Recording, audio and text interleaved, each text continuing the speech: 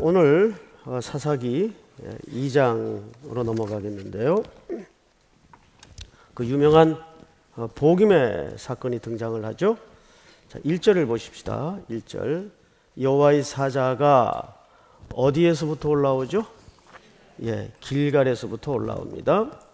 자, 여러분 이 길갈에서부터 지금 어디로 왔죠? 여호와의 사자가 복임으로 왔어요.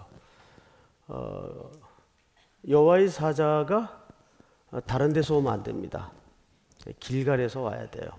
그 이유는 굉장히 중요한 역사적인 장소가 길갈이기 때문입니다. 여러분 여호수아서 5장을 보시면, 자 5장을 한번 띄워주실까요? 1절서부터 저하고 읽어가면서 설명을 좀 듣도록 하겠습니다. 요단 서쪽에 아모리 사람의 모든 왕들과 해변의 가나안 사람의 모든 왕들이 여호와께서 요단물을 이스라엘 자손들 앞에서 말리시고 우리를 건너게 하셨음을 듣고 마음이 녹았고 이스라엘 자손들 때문에 정신을 잃었더라. 다음 절 시작. 그때 여호와께서 여호수아에게 이르시되 너는 부싯돌로 칼을 만들어 이스라엘 자손들에게 다시 할례를 행하라 하시매. 자, 첫 번째 2절을 다시 보세요. 이스라엘 자손들에게 다시 뭐를 행하라고 하시매? 자, 여기 첫 번째 할례가 나옵니다. 할례. 기억하십시오. 이따 다시 한번 반복을 할 텐데, 그리고 3절로 넘어가겠습니다. 여호수아가 부싯돌로 칼을 만들어 할례산에서 이스라엘 자손들에게 할례를 행하니라. 4절 시작. 여호수아가 할례를 시행한 까닭은 이것이니 애굽에서 나온 모든 백성 중 남자 곧 모든 군사는 애굽에서 나온 후 광야길에서 죽었는데. 여기서 멈춰 주세요. 자, 4절을 잘 보시면 할례를 시행한 까닭은 왜 할례를 행했는가에 대한 이유가 설명되어 있죠. 애굽에서 나온 모든 백성 중 남자 곧 모든 군사는 애굽에서 나온 후에 어디서 이미 다 죽었어요? 광야에서 한 세대가 지나갔어요. 다 죽었기 때문입니다. 그리고 이제 그 할례를 경험하지 못한 세대가 가나안 땅에 들어와서 새로운 할례를 받게 되는 거죠. 자, 5절을 보십시다. 그 나온 백성은 다 할례를 받았으나 다만 애굽에서 나온 후 광야길에서 난 자는 당연히 할례를 못 받았겠죠. 그래서 할례를 받지 못하였습니다. 6절 다 같이 시작. 이스라엘 자손들이 여호와의 음성을 청종하지 아니하므로 여호와께서 그들에게 대하여 맹세하사 그들의 조상들에게 맹세하여 우리에게 주리라고 하신 땅 곧 젖과 꿀이 흐르는 땅을 그들이 보지 못하게 하리라 하시매. 애굽에서 나온 족속 곧 군사들이 다 멸절하기까지 40년 동안을 광야에서 헤매었더니. 자, 광야에서 헤매었던 가장 중요한 이유를 앞절에서 어떻게 소개하냐면 다시 한번 되돌려 주십시오. 이렇게 소개를 합니다. 이스라엘 자손들이 여호와의 음성을 청종하지 아니하므로. 자, 불순종이에요. 여호와께서 그들에게 대하여 맹세하사 그들의 조상들에게 맹세하여 우리에게 주리라고 하신 땅 곧 젖과 꿀이 흐르는 땅을 그들이 보지 못하게 하리라 하심에 애굽에서 나온 족속 곧 군사들이 다 멸절하기까지 40년 동안을 광야에서 헤매었더니. 그러니까 한 세대가 광야에서 다 쓰러진 중요한 이유가 그들의 불순종입니다. 그리고 이제 7절을 보실까요? 시작. 그들의 대를 잇게 하신 이 자손에게 여호수아가 할례를 행하였으니 길에서는 그들에게 할례를 행하지 못하였으므로 할례 없는 자가 되었음이더라. 8절. 또 그 모든 백성에게 할례 행하기를 마침에 백성이 진중 각 처소에 머물며 낫기를 기다릴 때, 이제 구절을 잘 보시기 바랍니다. 다 같이 시작. 여호와께서 여호수아에게 이르시되 내가 오늘 애굽의 수치를 너희에게서 떠나가게 하였다 하셨으므로 그곳 이름을 오늘까지 길갈이라 하느니라. 네, 여기 뭐가 등장하죠? 길갈이 등장을 해요. 이 길갈은 다시 말해서 압축해서 설명을 하자면 애굽의 수치가 다 지나갔다라는 선언적 장소예요. 그리고 이 길갈의 가장 중요한 이스라엘 백성들의 징표가 뭐냐면 할례입니다. 계속 할례에 대한 설명이 등장을 했죠. 자, 그러면 이 할례는 왜 그렇게 이스라엘 백성들에게 중요한 영적인 메시지가 되었는가?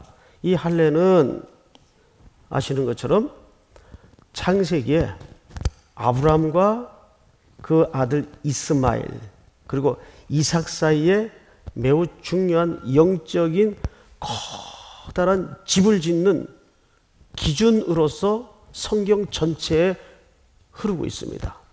간단히 다시 한번 설명을 드리자면 할례라는 말은 cut off라는 뜻입니다. 자르다, 끊어내다 그 뜻이에요. 자, 아브라함이 하나님의 약속을 기다리지 못하고 누구를 낳았죠? 이스마엘을 낳았어요. 이스마엘은 다시 말해서 아브라함이 자신의 육체적인 고민과 실력으로 낳은 상징적인 아들이 이스마엘이에요.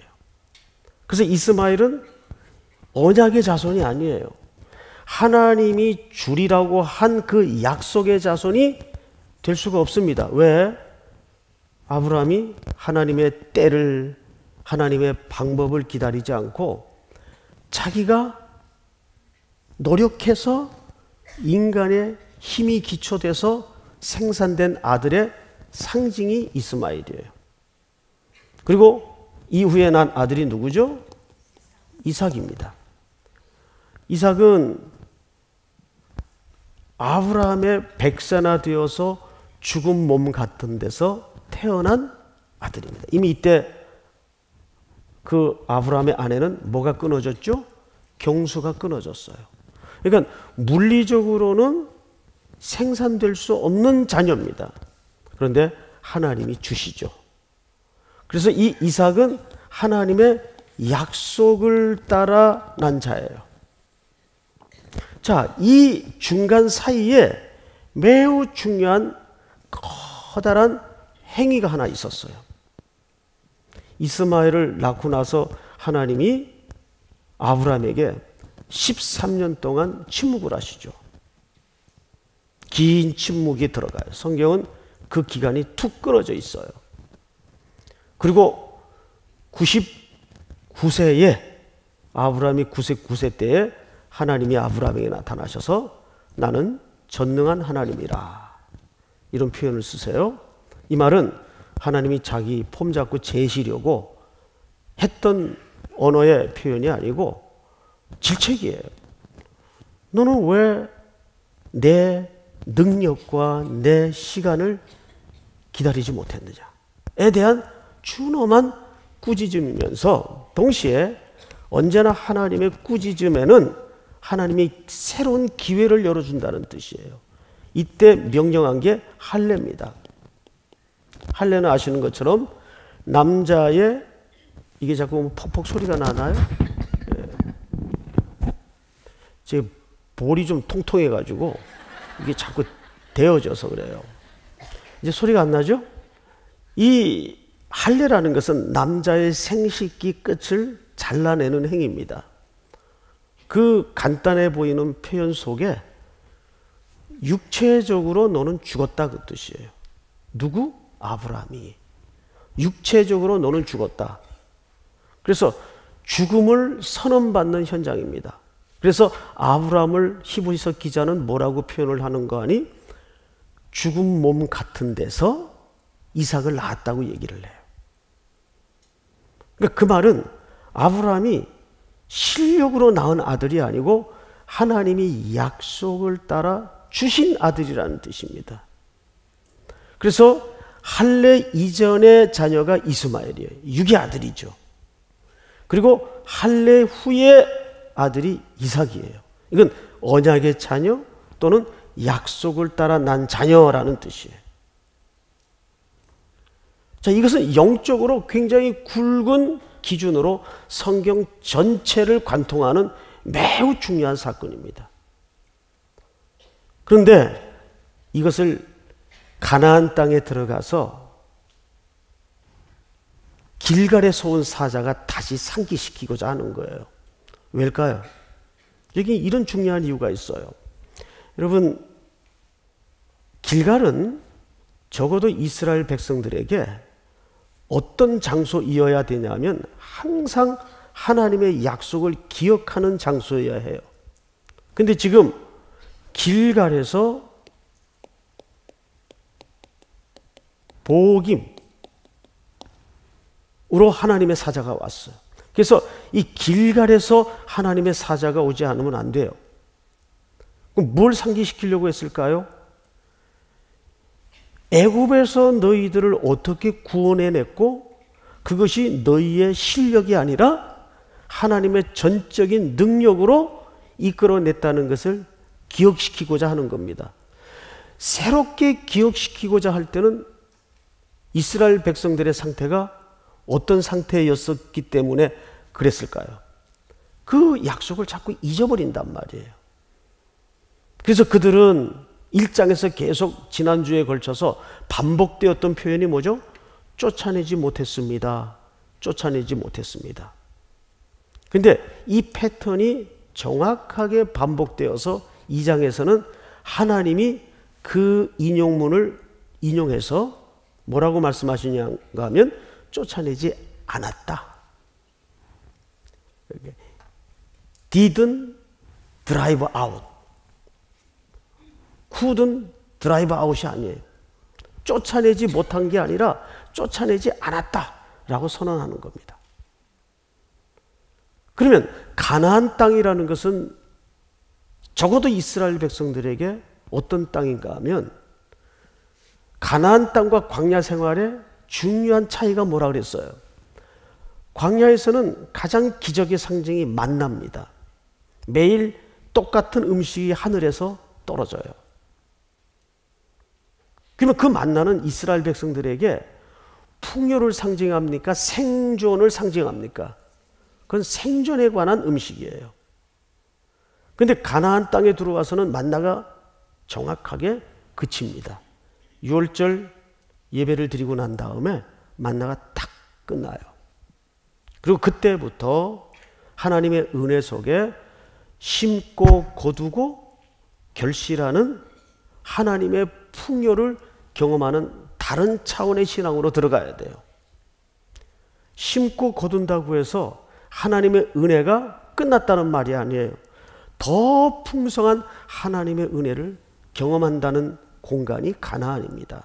그래서 가나안의 모든 몰아내라는 전쟁은 총칼로 싸워서 전명하는 전쟁이 아니고 하나님의 언약을 따라 순종해서 하나님이 누리도록 한 그 복을 그래서 확인하고 들어가는 작업이에요. 근데 그거 안 했단 말이에요. 자, 오늘 이 복임이라는 것은 무슨 뜻인가 하면 그 약속이 무너진 땅이에요. 그래서 2절을 보시면 이렇게 되어 있죠. 2절을 오늘 본문을 좀 보십시다. 2절. 너희는 이 땅의 주민과 언약을 맺지 말며 그들의 제단들을 헐라하였거늘 너희가 내 목소리를 듣지 아니하였으니 어찌하여 그리 하였느냐.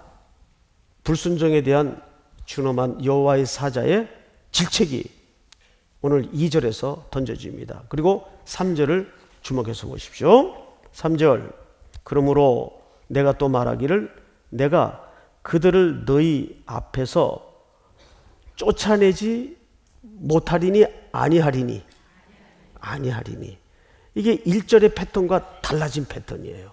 너희들 쫓아내지 못했다 그랬지? 그래. 너희 굳건한 그 핑계와 믿음대로 나도 쫓아내지 않을게. 쫓아내지 않아요. 그리고 3절을 다시 보시면 그들이 너희 옆구리에 뭐가 될 것이며 너희 옆구리에 가시가 된다. 자, 여러분, 옆구리에 가시가 된다는 말은 히브리 원문을 들여다보면 사실 이 가시라는 말은 없어요. 이게 좀 심하게 의역이 된 문장입니다. 원래 히브리 문장에 맞게 재번역을 하자면 이런 뜻이 됩니다. 그들이 너희에게 옆구리가 되며 그 뜻이에요. 가시라는 말은 단어 자체가 없어요. 그들이 너희에게 뭐가 되며? 옆구리가 되며. 옆구리. 옆구리라는 말은 굉장히 좀 은유적인 표현이에요. 여러분, 창세기에서 하나님이 아담을 잠재워 놓고 홀로 있는 것이 보기 좋지 않아서 어디에서 취하죠? 옆구리에서. 갈비를 취해서 여자를 만들어요. 그러자 아담이 이는 내 뼈 중에 뼈요 살 중에 살이라는 명문장을 고백해내죠. 그러니까 성경에서 옆구리라는 말은 무슨 뜻인가 하면 그가 가장 사랑하는 존재라는 뜻이에요. 그러니까 그들이 너희에게 옆구리가 된다는 말은 원래 이 옆구리라는 말이 차드라는 히브리 말을 써요. 차드. 이 말이 가시가 아니에요. 가시라는 말은 의역이 된 거예요. 정확하게 옆구리라는 뜻입니다. 그러면 생각을 해보세요. 그들이 너희에게 옆구리가 되며 그 뜻이에요. 옆구리가 되며. 좀 말이 좀 어색하죠? 그래서 아마 이 차들을 가시로 번역을 했던 것 같아요. 그러면 이거를 직역해서 다시 해석을 하자면 이런 뜻이 됩니다. 너희들이 쫓아내지 못한 것은 사실상 그들을 뭐한 것이다. 그렇죠. 그들을 너희 옆구리라는 존재처럼 뭐한 것이다? 사랑한 것이다. 너희들이 쫓아내지 못한 게 아니라 너희들이 그것들을 사랑했기 때문이다. 그런데 보세요. 여기 무서운 역설이 담겨져 있다는 것을 놓쳐서는 안 돼요. 그 다음 문장을 한번 볼까요? 이렇게 되어 있습니다. 옆구리가 될 것이며 그들의 신들이 너희에게 뭐가 되리라? 올무가 되리라 그랬어요. 즉 풀어서 설명을 하자면 이런 뜻입니다.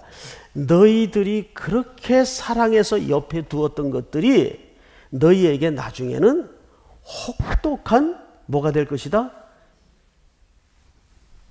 올무가 될 것이다. 네가 하나님보다 더 사랑해서 그렇게 옆에 두기를 원했던 옆구리 같았던 그런 것들이 너희에게 뭐예요? 올무가 될 것이다. 이걸 이제 번역하는 과정에서 의역이 돼서 가시가 될 것이다. 이렇게 번역을 해놨던 것 같아요. 이 말씀을 꼼꼼하게 더듬어 보면 참 무서워요.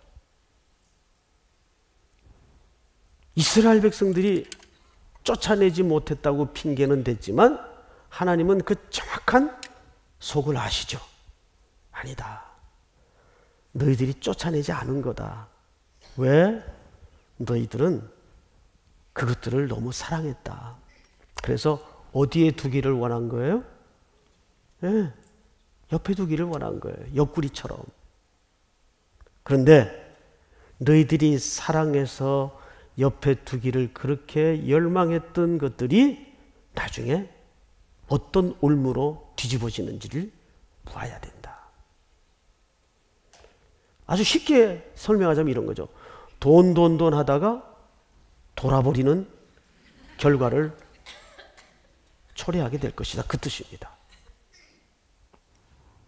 자, 4절을 한번 보십시다. 4절 다 같이 시작. 여호와의 사자가 이스라엘 모든 자손에게 이 말씀을 이르매 백성이 소리를 높여 운지라. 사실상 하나님의 준엄한 징계가 선포되고 여호와의 사자는 선언하고 떠나가요. 그러자 이스라엘 백성들이 소리 높여 울었다라고 돼 있어요. 울었다. 그래서 우리가 성경에서 울었다 또는 제사를 드렸다 이런 표현들이 나올 때 시각에 혼란이 일어나요. 이런 종교적인 표현이나 종교적인 모양새가 등장하면 우리는 거의가 뭘로 이해를 하냐 하면 회개. 얼마나 많이 울었는지 뭐가 바뀌었어요? 지명이 바뀌었어요. 지명. 여러분 여기서 이 보김이라는 말은 바카의 분사형이에요. 이게 바카는 무슨 뜻인가 하면 이게 눈물이라는 뜻입니다. 울다. 그래서 시편에 보면 바카의 골짜기, 눈물의 골짜기를 바카의 골짜기라고 그러죠. 히브리 말로 눈물이 바카예요. 여기에 분사형이 보킴이라는 단어입니다. 그러면 아니 얼마나 울었길래 그 지명이 다 바뀔 정도로 울었을까? 대단한 회개와 부흥운동이 있었나 보다. 게다가 또 우리의 시각에 혼란을 일으키는 하나의 주제가 뭐냐면 5절 끝에 보니까 그들이 거기서 여호와께 뭘 드렸더라? 제사를 드렸더라 이렇게 돼 있어요. 제사를 드렸더라. 그러니까 읽는 독자들의 입장에서는 착시 현상이 일어나죠. 울었다, 제사 드렸다, 그러니까 회개했나 보다. 그런데 2장 문맥을 쭉 보시면 회개했어요, 안 했어요? 회개가 없어요. 자, 2장 몇 절을 보시냐 하면 23절, 여러 절 볼 것 없이 23절 다 같이 한번 읽겠습니다. 시작. 여호와께서 그 이방 민족들을 머물러 두사 그들을 속히 쫓아내지 아니하셨음에 여호와 요수아의 손에 넘겨주지 아니하셨더라. 네, 그들은 울고 제사를 드렸지만 이것은 회개한 게 아니에요. 그럼 이 행위를 어떻게 이해해야 되겠는가? 이제 그게 참 무서운 거예요. 울었다는 게. 여러분 성경에는 그 눈물의 현장이 참 많습니다. 제가 가장 살떨리게 참 통증을 갖는 그 눈물의 현장이 뭐냐면 이건 직접 한번 좀 찾아보십시다. 사도행전 21장을 열어보세요. 사도행전 21장.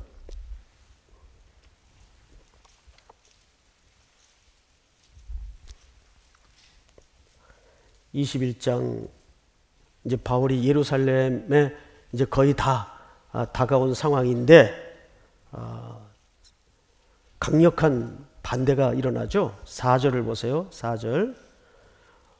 제자들을 찾아 거기서 이레를 머물더니 그 제자들이 성령의 감동으로 바울더러 예루살렘에 들어가지 말라 하더라.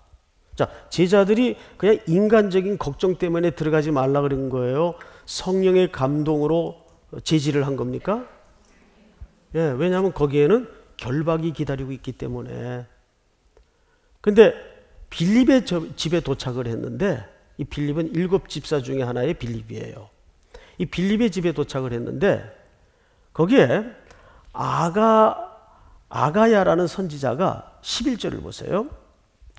아가보라는 선지자가 10절부터 시작.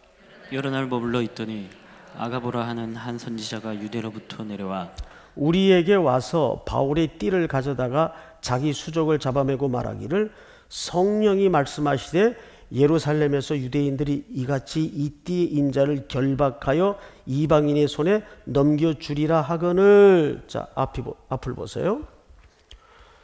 제자들도 성령의 감동을 받아 말렸어요. 선생님, 그 올라가지 마십시오. 그 위험이 기다리고 있습니다. 근데 빌립의 집에 도착을 했는데 아가부라는 선지자가 띠를 가져다가 퍼포먼스까지 해가면서 바울을 말려요. 당신 올라가면 결박되어서 이방인의 손에 넘긴다는 말은 로마 황제에 넘긴다는 뜻입니다.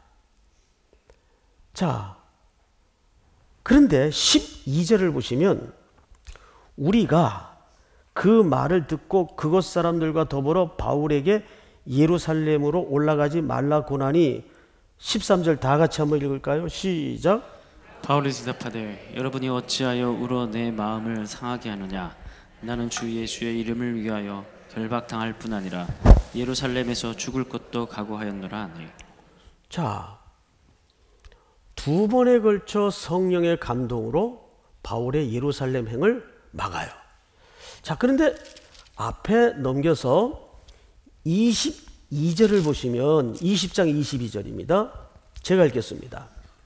보라, 이제 나는 성령에 매여 예루살렘으로 가는데 거기서 무슨 일을 당할는지 알지 못하노라. 오직 성령이 각 성에서 내게 증거하여 결박과 환난이 나를 기다린다 하시나 내가 달려갈 길과 주 예수께 받은 사명 곧 하나님의 은혜의 복음을 증언하는 일을 마치려 하면은 나의 생명조차 조금도 귀한 것으로 여기지 아니하노라. 자, 앞을 보십시다. 사도 바울도 예루살렘 행에 대한 확신을 성령님이 확신을 주셨어요. 맞죠? 성령님이 지시하셨어요. 성령에 매여간다 그랬어요. 그런데 제자들도 아가보도 성령에 감동되어 그 길을 막아요. 그러면 제가 여러분들에게 질문하고 싶은 것은 어느 성령님이 맞는 거예요? 바울의 성령님이 맞는 거예요? 아가보는 선지자입니다. 제자들은 복수예요. 한 사람이 얘기한 게 아니에요. 일치하게 성령의 감동을 받아 스승의 위험한 길을 막아요. 그러면 어느 성령님이 맞는 겁니까? 이게 이제 소위 본문적 갈등이에요. 성경에는 이렇게 헷갈리는 장면이 꽤 많이 등장을 합니다. 바울의 성령님이 맞는 거예요? 아니면 다른 사람들의 성령님이 맞는 거예요? 둘 다 맞아요. 근데 왜 둘 다 말이 틀리죠? 예. 예루살렘을 향하여 가는 길도 맞지만 아가보나 제자들을 통해서 그 길의 위험을 알리는 것은 그가 앞으로 닥쳐질 위험과 고난에 대해서 단단하게 준비를 시키는 거예요. 무슨 말인지 알겠어요? 자, 이 모든 상황이 마무리되면서 바울이 한 얘기를 잘 들어보세요. 21장 13절을 다시 보세요. 13절. 바울이 대답하되 여러분이 어찌하여 울어 내 마음을 어떻게 하느냐? 이 부분에서 독자들은 같은 마음으로 눈물이 나야 돼요.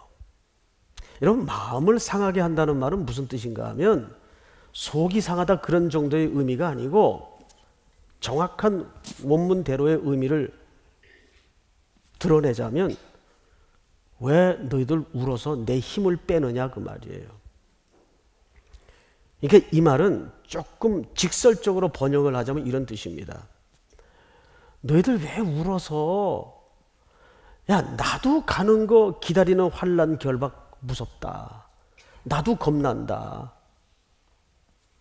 그런데 왜 안 그래도 나도 두려운데 나는 뭐 목숨이 여러 개더냐 이 뜻이에요. 여기서 사실 바울도 두려워요. 저 피를 흘리면서 싸우는 UFC 격투기 선수들 그 어느 잡지에서 인터뷰한 걸 읽어봤는데 얼마나 무섭게 싸웁니까? 피를 흘리면서 팔이 부러지고. 저 사람들은 뭐 깡도 세고 겁도 없고 그러는 것 같죠? 이구동성으로 그 사람들이 꺼내놓은 뜻밖의 대답이 뭐냐면 어느 잡지에서 읽었어요. 기자들이 물었더니 올라갈 때, 링 위에 올라갈 때 무슨 생각이 제일 먼저 듭니까? 그랬더니 그 선수들이 웃으면서 그 상황 속에서 무슨 생각이 납니까? 제일 힘든 게 맞는 것에 대한 두려움이라는 거예요. 그 사람들은 그거를 직업으로 하는 사람들이에요. 그런데도 링 위에 오르기 전에 두려움이 있어요. 근데 이게 내 일이니까 올라가는 거예요. 바울이 아마 비슷한 심정이었을 것 같아요. 지금 예루살렘으로 가면 틀림없이 겁박이 일어나고 협박이 들어오고 결박이 되는 걸 정확히 알아요. 게다가 제자들 말리죠. 선지자가 와서 퍼포먼스까지 하면서 말리죠. 바울을 흔들어요, 계속. 게다가 주변의 사람들이 다 웁니다. 엉엉 울어요. 아파서. 그래서 바울이 왜 너는 울어서 내 힘을 빼느냐 그 말이. 그 말은 나도 지금 겨우 버티고 있는 거다.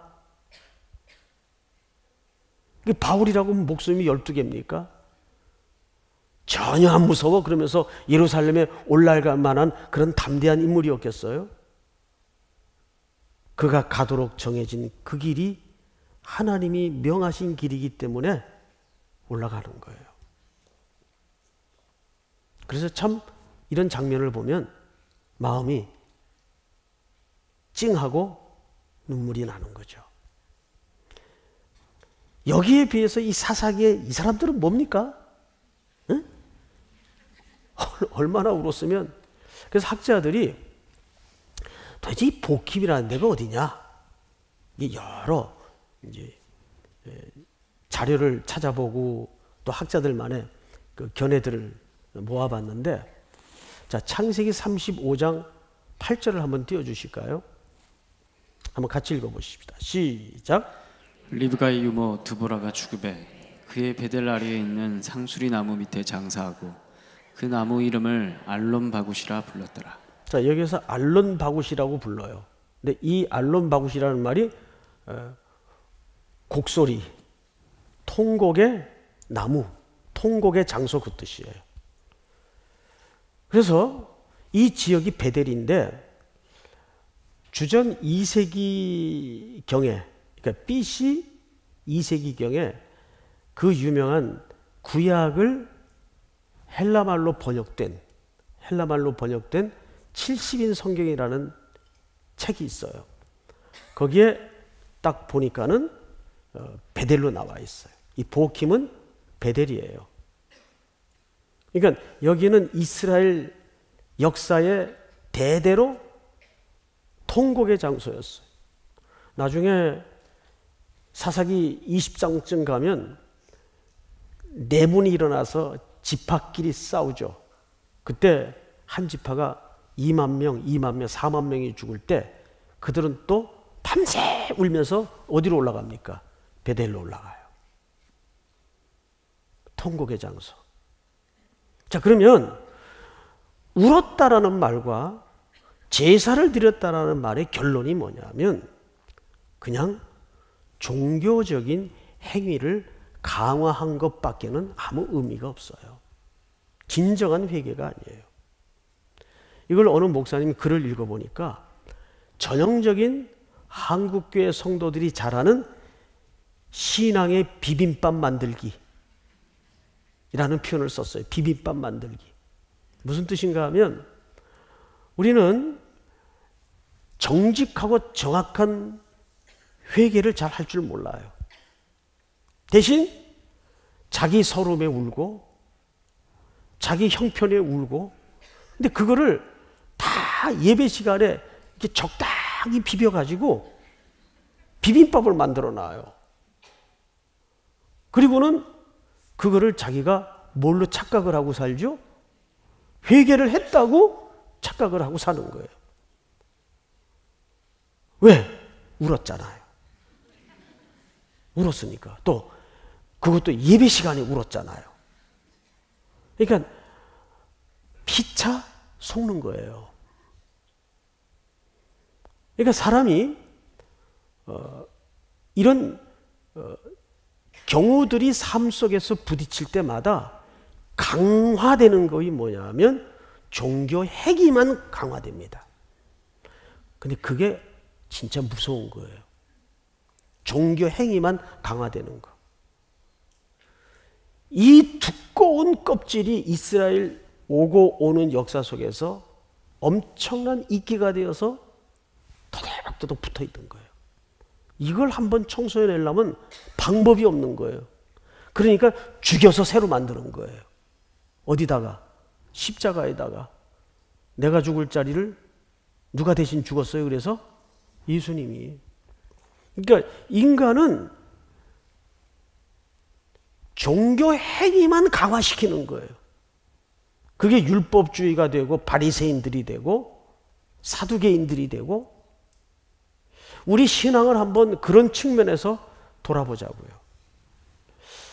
우리도 자칫 이런 종교 행위만 강화시키는 신앙생활을 하고 있지는 않는가.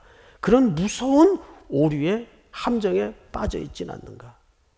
그래서 적당히 비빔밥 만들어가지고 이 반찬 저 반찬 섞어가지고 여자분들 중에 이제 음식을 잘 못하는 분들은 계란국을 잘한다 그래요. 그냥 아무 국물에다가 그냥 계란 풀어가지고 계란국 만드는 거예요.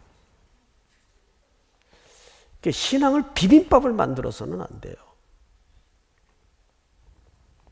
비빔밥은요, 고추장하고 참기름만 치면 웬만하면 맛있어요. 그래서 음식 맛이 좋다고 자기가 막 감격하고 속아요. 내가 만들어도 맛있어. 이래가면서. 왜요? 예배 드렸잖아요. 그리고 또 게다가 예배 시간에 울었잖아요. 그리고 깔끔하게 마무리로 헌금도 넉넉히 드렸잖아요. 그러니까 뭐 그지없는 종교가 또 하나 껍질이 쌓아지는 거죠. 복음은 정확히 그냥 울었던 장소입니다. 울고 제사 지냈다고 회개가 이루어진 장소가 아니에요. 그래서 사사기는 절망으로 책이 마감이 됩니다. 이름이 바뀔 정도로 울었으면 뭐가 부흥이 일어나고 역사가 나도 났어야죠. 전혀 변하지 않아요. 자, 성경을 이제 맞아보십시다. 6절을 한번 볼까요? 6절. 오늘은 10절까지만 가능하면 마치겠습니다. 전에 여호수아가 백성을 보내매 이스라엘 자손이 각기 그들의 기업으로 가서 땅을 차지하고 7절 시작. 백성이 여호수아가 사는 날 동안과 여호수아 뒤에 생존한 장로들 곧 여호와께서 이스라엘을 위하여 행하신 모든 큰 일을 본 자들이 사는 날 동안에 여호와를 섬겼더라. 아멘. 지난날 하나님의 큰 일을 본 1세대들은 그들이 사는 날까지는 백성들이 하나님을 섬겼어요. 이제 그걸로 이스라엘의 그 마지막 희망의 세대는 끝이 나는 겁니다. 그리고 이제 8절을 제가 읽겠습니다. 여호와의 종 눈의 아들 여호수아가 몇 세에 죽죠? 110세에 죽음에. 이렇게 한 인물의 죽음을 성경에 기록할 때는 자, 모세도 그의 죽음이 상세하게 묘사됐어요, 안 됐어요? 묘사됐죠. 그 눈이 흐리지 아니하고 기력이 쇠하지 아니하였더라. 그렇게 죽어요. 자, 이것은 죽었다는 의미보다는 한 시대를 하나님이 끝내는 거예요. 마찬가지예요. 이제 이 가나안 땅의 광야 시대를 가지고 들어왔던 여호수아는 여기서 임무를 마칩니다. 사명을 끝내요. 그리고 이제 9절을 보시면 무리가 그의 기업의 경내 에브라임 산지 가스산 북쪽 딥낫 헤레스에 장사하였고.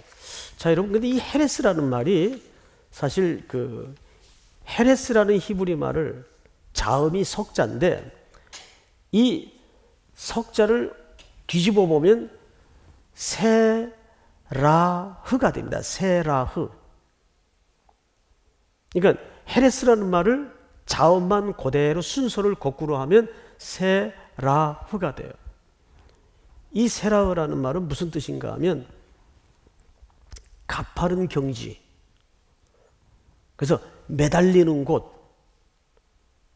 그러니까 여호수아가 마지막에 분배받은 땅은 사실상 굉장히 험지에 분배를 받았어요. 그리고 거기에 성읍을 건축하고 거기에서 숨을 거두죠. 그럼 평생 그 지형만큼이나 지형이 뜻하는 의미만큼이나 매일매일 하나님의 은혜에 붙들리고 매달려서 일생을 살아갈 수밖에 없었어요. 그것이 여호수아 시대의 커다란 하나의 압축된 파일입니다. 압축 파일이에요. 여호수아의 인생 자체가 참 험난했고 갑작스러운 모세의 죽음에 이 백성들을 이어받아서 가나안에 들어와서 격렬한 삶을 살아냈어요.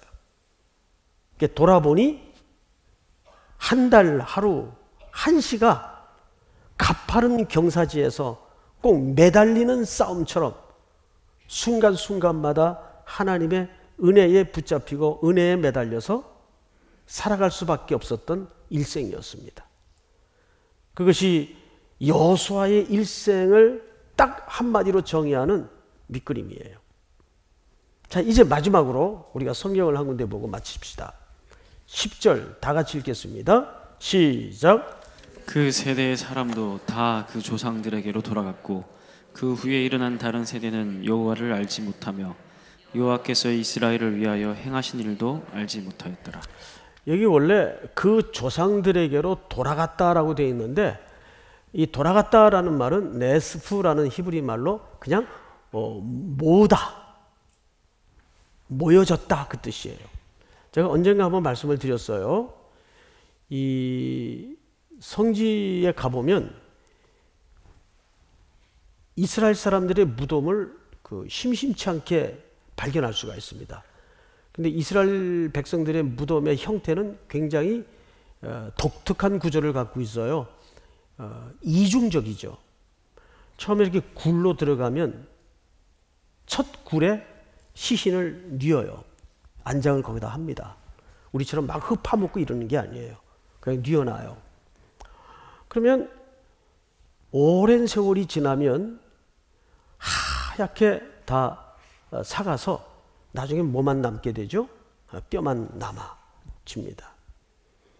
그럼 오랜 세월 후에 뼈만 남아지면 그 뼈를 이렇게 주섬주섬 추려가지고 그 굴 안에 이중굴이 또 있어요. 그 안에 또 굴이 있어요. 그 안에 굴로 들어가면 앞서 숨져간 조상들의 뼈가 거기 수북히 쌓아져 있습니다. 그래서 그 뼈를 거기다 이렇게 얹어요. 이게 뭐냐면 모인다 또는 돌아간다 그 뜻이에요. 그냥 우리식 개념의 돌아간다 이런 의미가 아니에요. 정확하게 실제를 얘기합니다. 이제 시신은 다 부패가 되어서 삭고 남아진 뼈는 오랜 세월 후에 그 조상들의 뼈로 합쳐져요. 그래서 모으다 또는 돌아간다 그 뜻입니다. 그렇게 광야 시대까지 다 지나갔어요. 즉 한국교회의 시대적 상황이 그렇죠. 1세대가 다 지나갔어요. 이제 얼마 남질 않았어요. 그런데 이 끔찍한 단어 하나가 우리의 시선을 사로잡죠. 성경을 보시면 그 후에 일어난 다른 세대는 이 다른 한 글자가 뭘로 바뀌어 옳았습니까?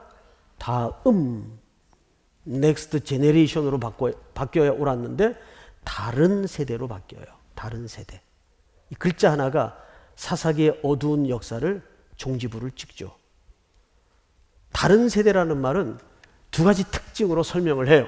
첫째, 여호와를 전혀 알지 못하고, 두 번째는 여호와께서 이스라엘을 어떻게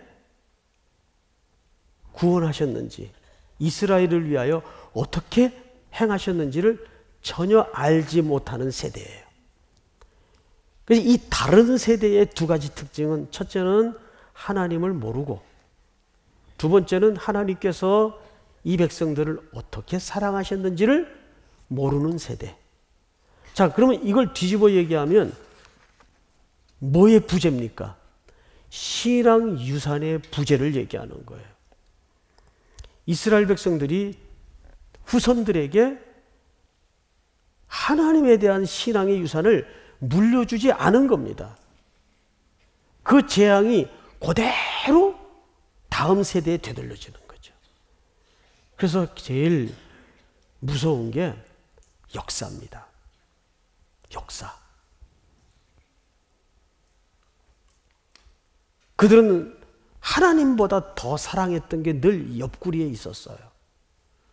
그리고 그 옆에 늘 두기를 원해서 쫓아내지 못했던 그 옆구리가 나중에는 이렇게 올무로 결실을 맺고 있는 걸 끔찍하게 목격하지 않습니까? 이것이 오늘 우리가 사사기 2장에 나타난 옆구리의 가시라는 진정한 의미의 내용들입니다. 오늘 이 사사기 2장의 강좌를 통해서 우리 어머니들뿐만 아니라 우리 성도들이 앞으로 신앙생활 속에서 우리는 내 신앙을 비빔밥 만들지 말고 정확하게 하나님 앞에 길가를 다시 기억하여 우리가 왜 언약에 붙들려 그 언약을 따라 살아야 되는가,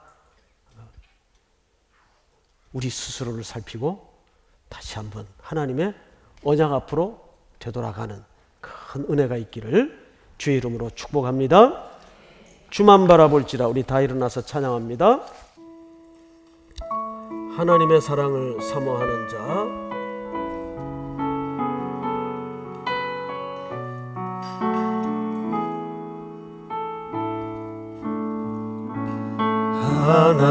하나님의 사랑을 사모하는 자, 하나님의 평안을 바라보는 자, 너의 모든 것 창조하신 우리 주님이 너를 얼마나 사랑하시는지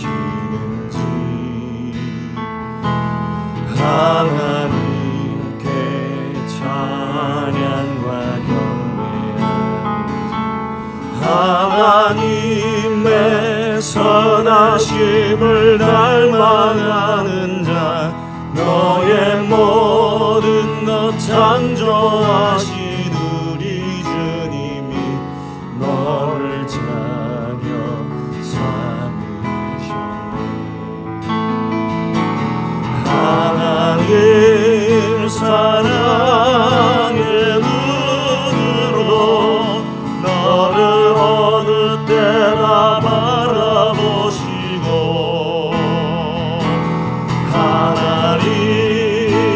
하나님인간 비로소 언제나 너에게 기울이시니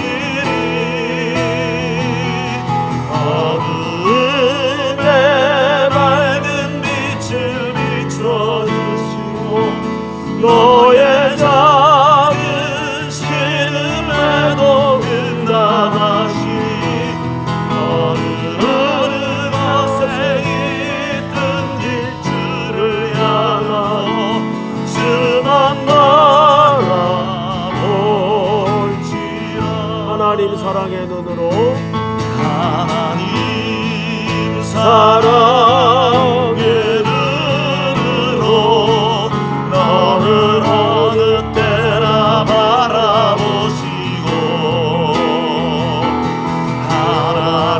하나님인 자 한 귀로서 언제나 너에게 기울이시리.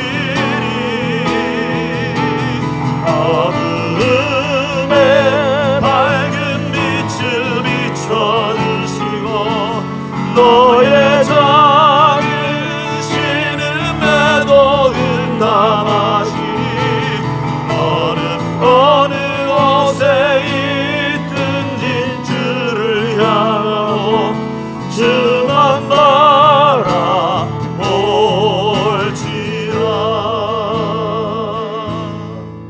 우리 한번 서신 채로 기도합시다. 한 세 가지 주제를 놓고 구했으면 좋겠습니다. 첫째는 복임, 수많은 통곡이 이루어졌던 장소입니다. 수많은 제사가 드려졌던 현장이기도 합니다. 그러나 참된 회개는 이루어지지 않았습니다. 종교적인 행위만 계속 굳게 쌓아가는 현장이 되고 말았습니다. 옆구리의 가시, 아니 옆구리, 내가 그토록 곁에 두기를 원해서 사랑해서 두었던 것들이 훗날 하나님을 옆으로 제껴놓고 더 사랑했던 것이라면 얼마나 무서운 올무가 되어 돌아오는가를 돌아보십시다.